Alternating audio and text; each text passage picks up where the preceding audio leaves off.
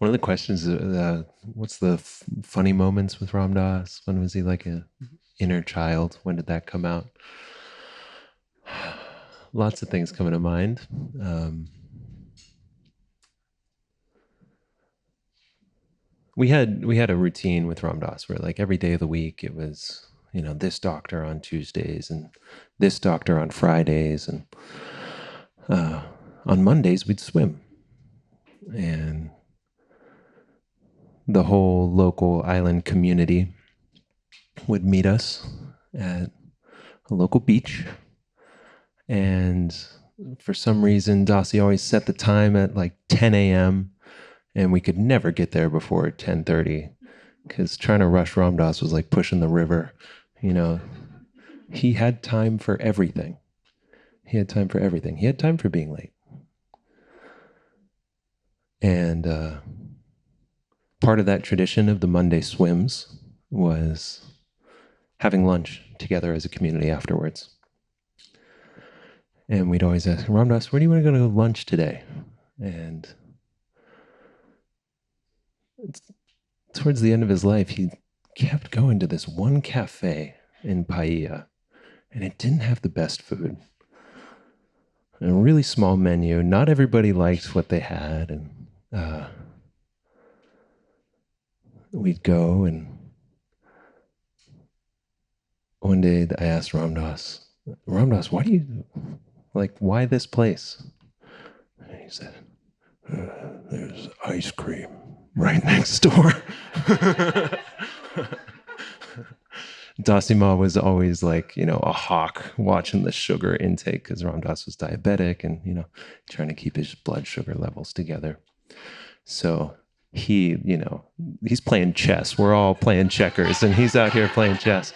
And so we'd have lunch and then someone would look over at the ice cream place and say, "Oh, ice cream." And then he would lock in just like a hawk and would stare them down and ice cream. Dossie would throw a fit, but of course we'd get ice cream. We'd get ice cream. He loved ice cream so much. In the sweet teeth, a mouth full of them. In the last week of his life, Ram Dass was really sick. I mean, he was sick for many years of his life, but that last week was particularly sick. Bedridden, couldn't have any sugar, all of that. And this was I believe it was the 18th of December. So 4 days before he left the body.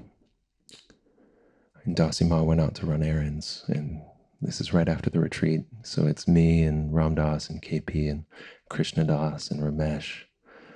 And KD looks at Ram Dass and says, "You want to go get ice cream?" So we, on our Mission Impossible, we snuck Ram Dass out of the house in his final days to go get ice cream. And we get to the spot and I said, "Ram Dass, do you want chocolate or strawberry?" And he stopped. "Both."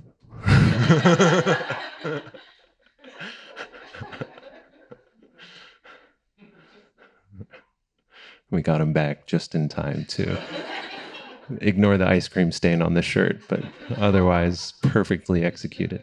Yeah.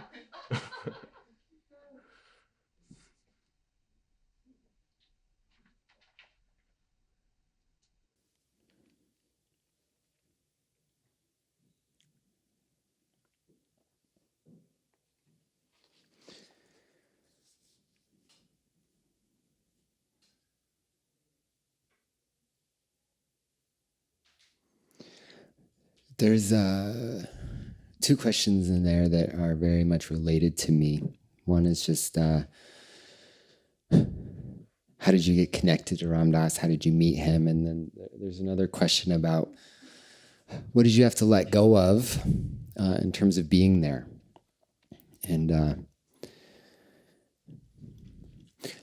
I was unique in a lot of the caregivers who came after me in that there was like some connection or invitation that brought a lot of the people there. And I just like sought him out. And during this time, this is 2009.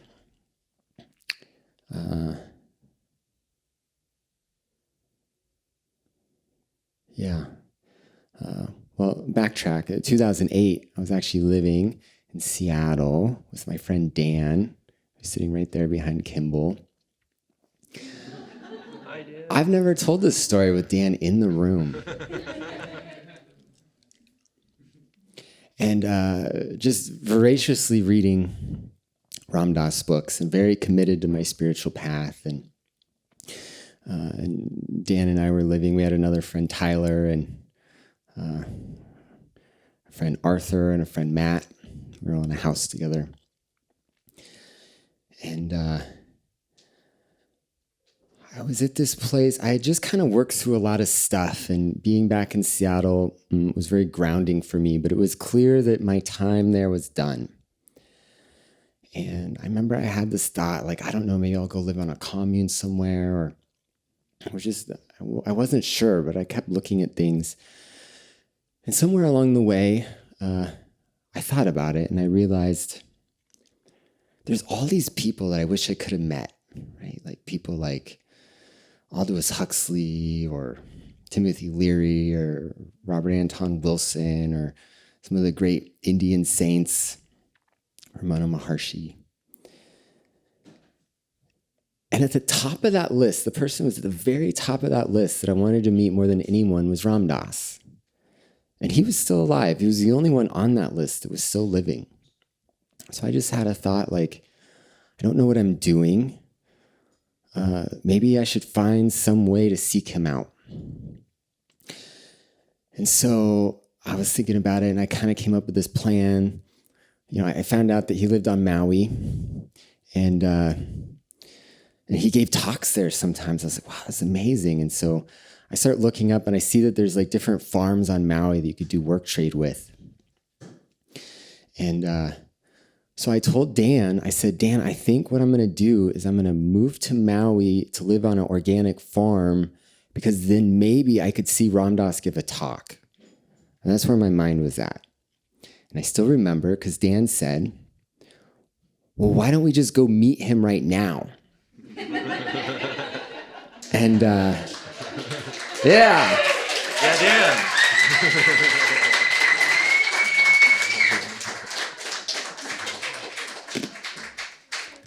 So we look up plane tickets, and we found this little window of time where there was round-trip plane tickets to Maui from Seattle for $260. And I was working a minimum wage job, and that sounded about right. So we're looking at that, we're getting excited, and our third friend Tyler walks in, he sees that, and he's so excited, he says, let's just buy it right now. And we're so swept up in the moment, we buy these tickets. And then like reality sets in, and I'm just like, well, I don't, like, can I get this time off of work? Like, what are we gonna do when we get there? Like, we had zero connection that we knew of to Ram Dass. So,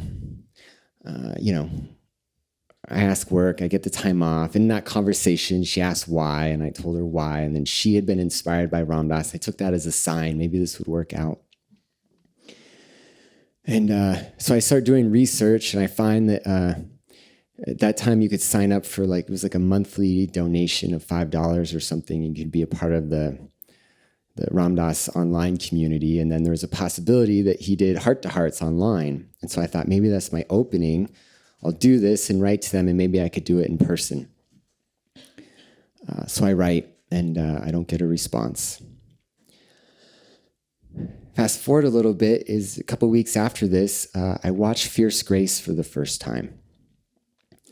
And Dan was in the room with me, and was Tyler in the room? Do you remember? Okay, he doesn't remember. But I know that Dan was there. I think Matt was there. That doesn't matter to anyone else. I'm there with Dan and Matt, and we're watching Fierce Grace. And there's this little side story. There's this book in Miracle of Love. During this year, I'm reading Miracle of Love and devouring the stories. And there was this one story, and I just wasn't so sure about it. And I don't know why this one, out of all the stories, just really stuck out of me, and like my mind couldn't accept it. And I won't go into it too much, but just briefly, it's a story where Ram Dass is on a bus of 25 people, and they're going to find Maharaji. They don't know where he is. And Ram Dass decides, well, let's take this short detour. And he decides at the last moment, and they get there, and Maharaji's just there, seemingly expecting them. And they follow him up to a house where the family there is seemingly expecting them and had prepared food for the exact amount of people that they had with them. And Ram Dass uses that as a teaching story about the relationship between grace and free will and all of these things. And that story I just couldn't accept it.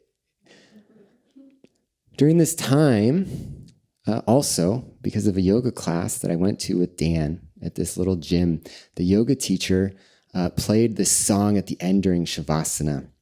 And it was the song God is Real by Krishna Das. And I'd never heard that song. I didn't know who Krishna Das was.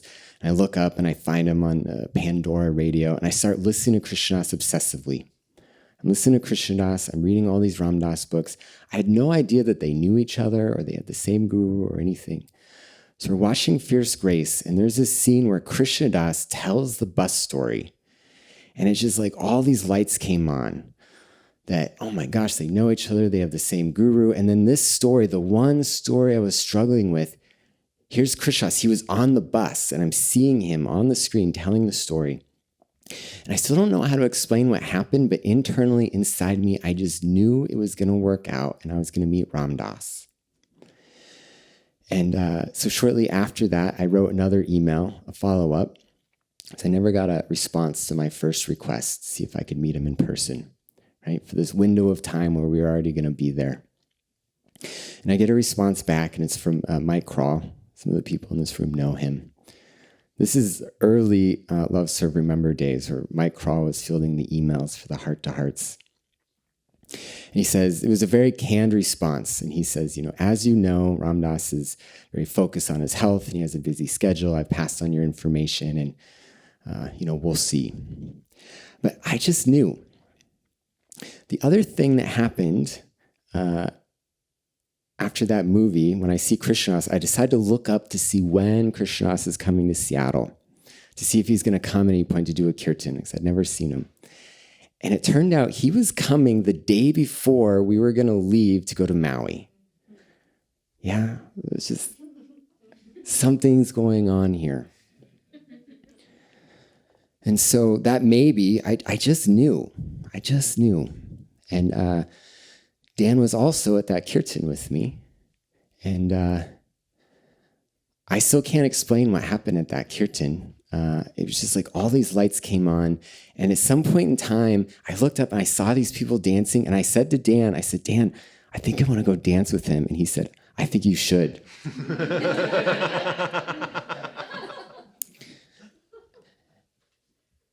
And then a few weeks later, I'll backtrack, all said and done, I told Dan, I think that I want to get a harmonium. He said, yeah, I think you should get one. And I said, well, I'm going to have to save up some money for a while. I don't quite have it yet. And he said, well, I really think you should have it now. I'm going to loan you the money.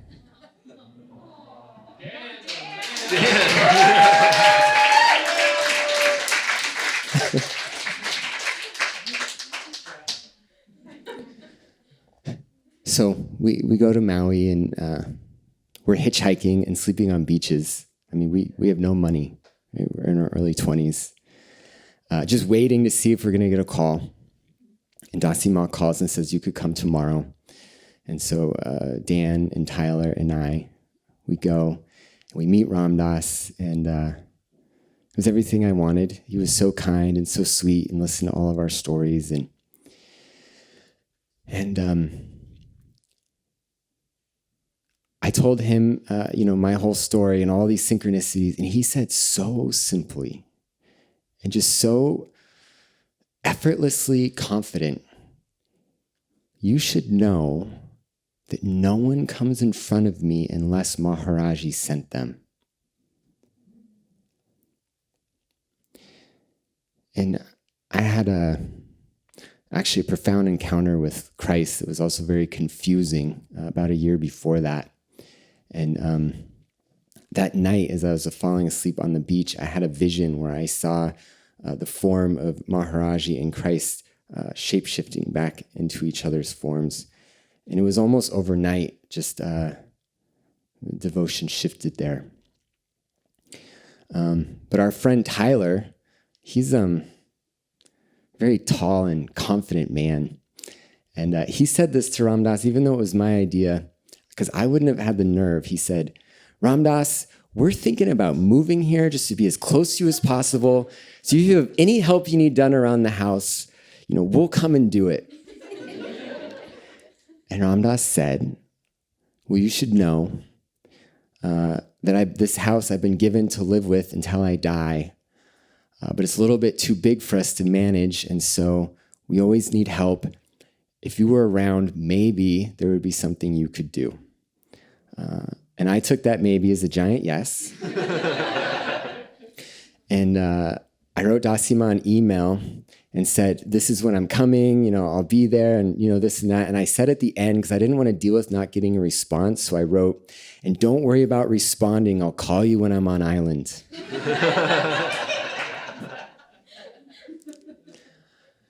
And I came and I slept on this guy's back porch in Paia. I paid him $100 a month in rent just so I could use his kitchen and shower. And I just start calling, and a few weeks later, Dasima calls me back and says, can you come tomorrow? There's some gardening we could use help with. So I show up, I garden. I think I'm just volunteering, and then she pays me $10 an hour, 3 hours of work. I made $30, and with my lifestyle, I thought, I could make this work. So I was Ram Dass's gardener, and it was during that time that I got to have my solo heart-to-heart with him. And he told me that he wanted to meet with me every 2 weeks and I should come back. And so I tell Dasima this, and she says, well, okay. And I kept asking, and she kind of just kept shrugging me off. And it was very confusing, right? He said this to me, and then she's just kind of forwarding. So I stopped bringing it up, and I just keep showing up in gardening.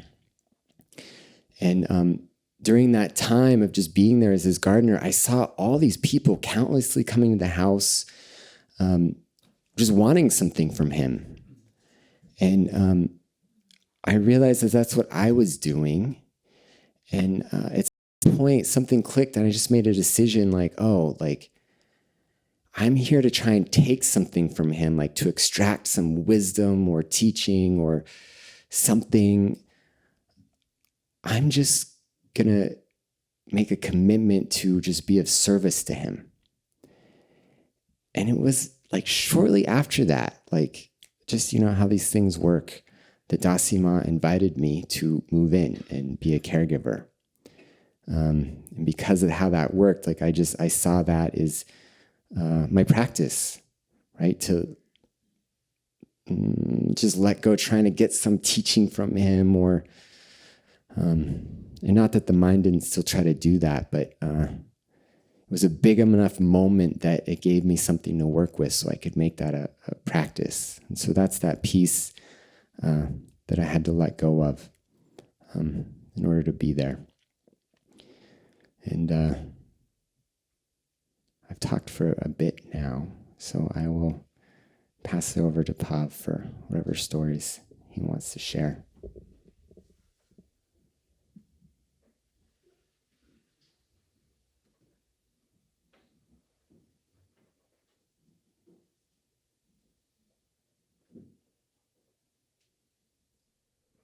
Our days as caregivers were highly routine. Waking up, getting ready, going to the doctor's, breakfast, lunch, dinner, to a T. And Dossie managed all of these affairs. And all of us caregivers, we had these rooms down in the ground floor of the house. And next to each of our beds, we We had an intercom. It was connected to all the rooms. And right around 8 a.m. every day, we'd hear, "Good morning, Ram Dass." This like Philadelphia old woman. That was her call to prayer. Good morning, Ram Dass. A few moments. Good morning, Darcy.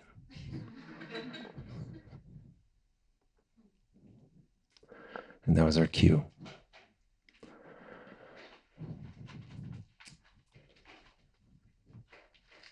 And every morning, I'd prepare my offering. Just a cup of water filled with ice to the top, full ice. And he'd take a big sip and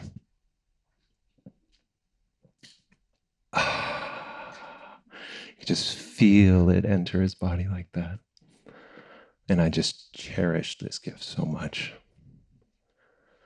And I remember one morning early in my time, was getting the full ice ready, a beautiful blue plastic cup with a matching blue straw, all picked to perfection, to match his eyes. It was,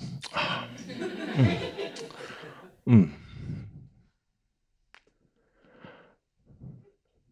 I'm walking up the steps, and every time I entered his room, I'd get butterflies, And I walked in with my ice water and say, "Good morning, Ram Dass. How'd you sleep?" And pause. "I don't take questions early in the morning."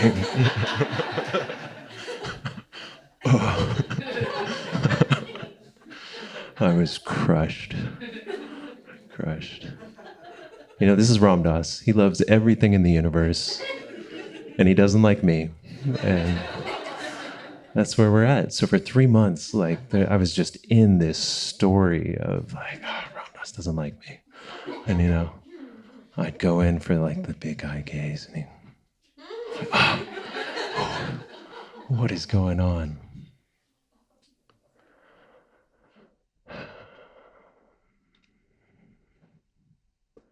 And there wasn't one bucket drop moment that changed it all. But I realized, why was I there? Was I there to get this pseudo celebrity to like me? Or was I there to be of service? It's a very different way of being.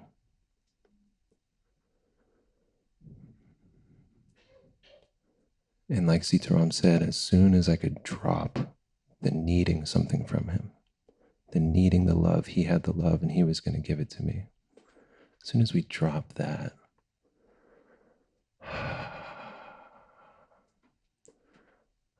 it was all the love in the world. Ram Dass loved going swimming.